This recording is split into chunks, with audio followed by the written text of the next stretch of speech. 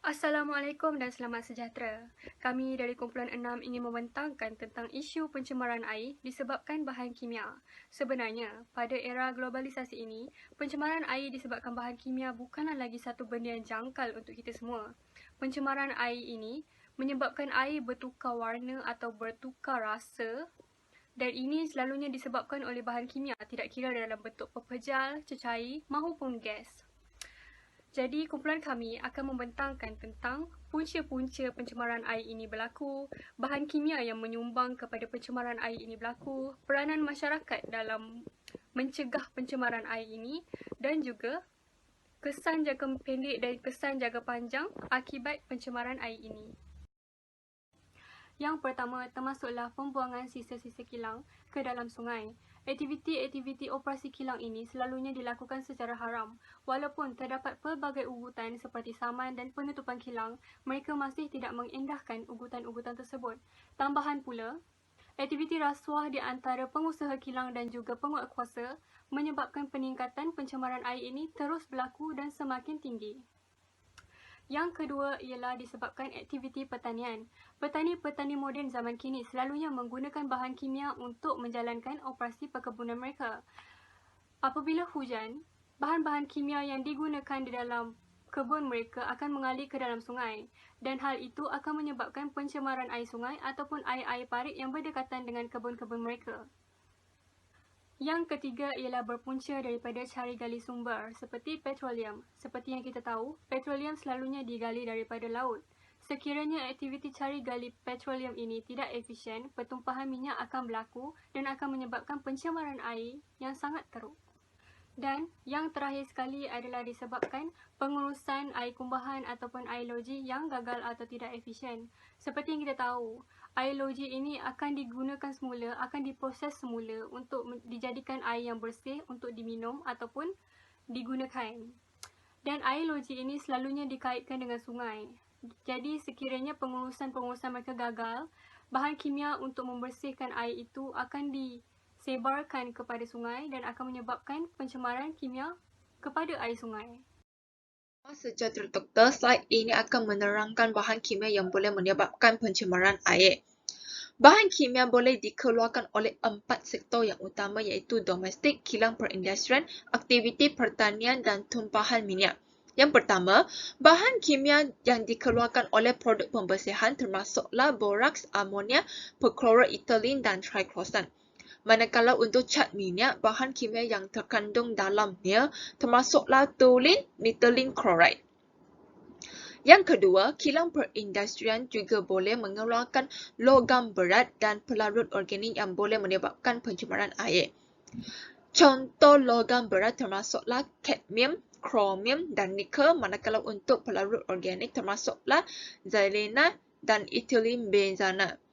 Yang ketiga, aktiviti pertanian juga boleh mengeluarkan racun perosak dan racun herba yang boleh menyebabkan pencemaran air. Contoh bahan kimia yang dalam racun perosak adalah atrazin dan 2,4-dichlorphenoxy acetic acid. Manakala untuk racun herba, contoh bahan kimia yang terkandung dalamnya adalah dikembar, simazin, metolachlor dan trifluralin.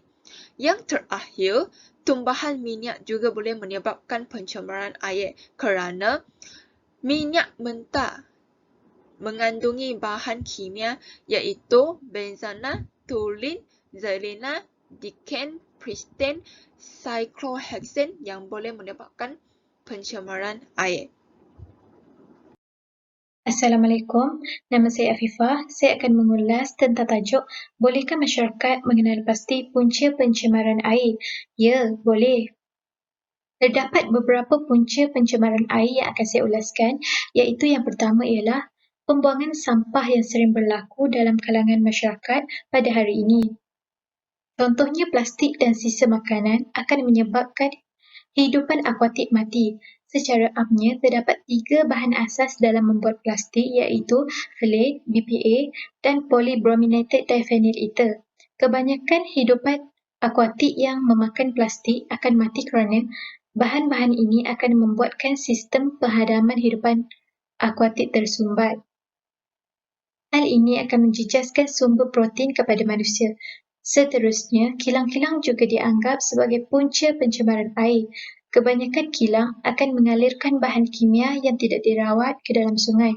Kesannya, nilai pH air akan menjadi rendah dan air tidak dapat digunakan lagi dalam kehidupan seharian.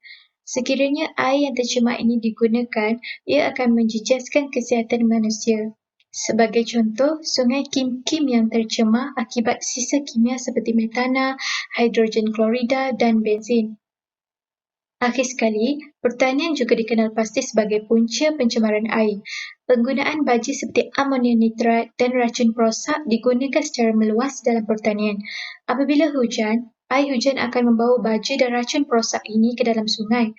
Bahan-bahan beracun ini akan membunuh hidupan akuatik dan mengurangkan kandungan oksigen di dalam sungai, seterusnya menjejaskan ekosistem. Assalamualaikum, saya Jana akan membentangkan mengenai peranan masyarakat dalam menangani masalah pencemaran air.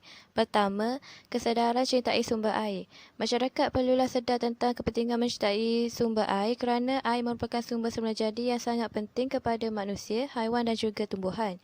Sebagai contoh, manusia perlu menggunakan air untuk memasak dan juga untuk aktiviti-aktiviti lain. Air juga diminum untuk mengelakkan hidrasi dalam badan bukan saja untuk manusia dan juga haiwan, malah juga tumbuhan.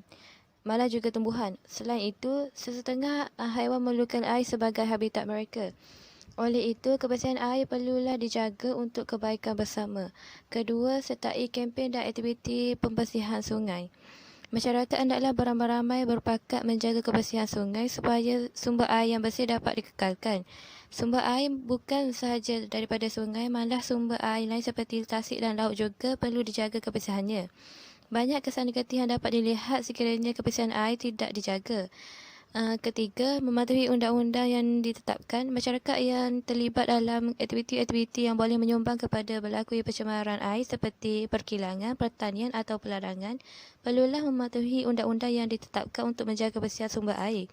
Antara undang-undang yang ada di Malaysia untuk menjaga kebersihan air iaitu Akta Kualiti Alam Sekeliling 1974, Akta Kawasan Pengairan 1953 dan Akta Kerja Peparitas 1953. Jika pencemaran sumber air terus berlaku, maka pelbagai krisis akan timbul dan akhirnya menyusahkan diri masyarakat dan negara jika tidak dibendung. Itu sahaja daripada saya. Seterusnya akan disambung oleh kawan saya. Terima kasih. Assalamualaikum warahmatullahi wabarakatuh. Nama saya Ummu Nadia Farhana binti Roslan. Saya akan membentangkan kesan jangka masa pendek pencemaran air.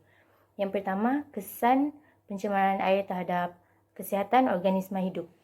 Air bersih adalah keperluan asas bagi manusia maupun organisma hidup yang lain. Bekalan air yang kotor ataupun terputus bekalan air yang bersih boleh menjejaskan kesihatan manusia dan kualiti hidup manusia. Bekalan air yang kotor boleh mendatangkan penyakit seperti kolera dan hepatitis A jika pencemaran tersebut berpunca daripada pencemaran biologi. Jika pencemaran fizikal seperti logam berat dan pencemaran kimia oleh bahan-bahan kimia juga boleh mengakibatkan penyakit yang boleh membawa maut. Seterusnya, kesan pencemaran air terhadap kehidupan akuatik. Kehidupan akuatik adalah organisma yang paling terkesan dengan pencemaran air.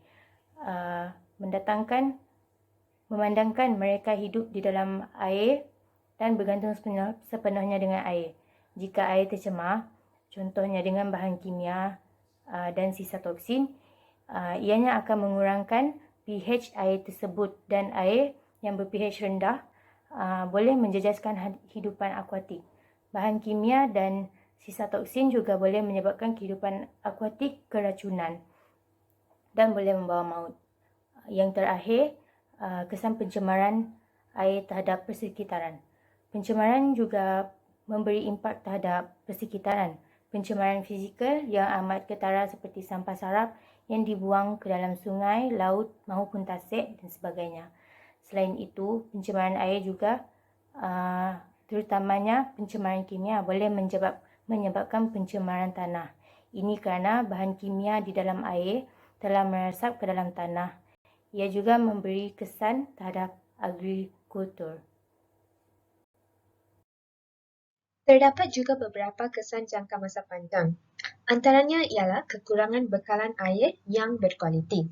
Manusia memerlukan bekalan air bersih yang secukupnya untuk keperluan harian dan kebanyakan daripada kita mungkin tidak akan dapat menikmati air yang berkualiti jika pencemaran air ini terus berlaku. Selain itu, pencemaran air akan menyebabkan perubahan dalam rantai makanan di mana bahan pencemaran seperti kadmium dan plumbum akan dimakan oleh haiwan akuatik kecil. Kemudian, haiwan akuatik kecil tersebut akan dimakan oleh ikan dan masyarakat yang makan makanan laut tersebut akan terdedah kepada patogen atau bahan kimia melalui rantai makanan tersebut. Akhir sekali, ekonomi juga terjejas disebabkan oleh pencemaran air ini. Sebagai contoh, produktiviti dan kualiti hasil pertanian akan terjejas akibat pencemaran air dan kita akan memerlukan sumber belanjaan yang besar bagi membuat penyelidikan mengenai teknologi penyingkiran yang berkesan pada masa akan datang. Kesimpulannya, pencemaran air bukanlah satu masalah yang kecil dan terlalu banyak kesan buruk yang akan terjadi jika masyarakat masih tidak bertanggungjawab bagi mengelakkan pencemaran air daripada terus berlaku.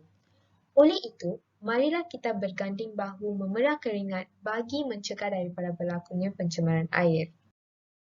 Ini merupakan rujukan yang digunakan oleh kumpulan kami bagi menyiapkan tugasan ini. Sekian, terima kasih.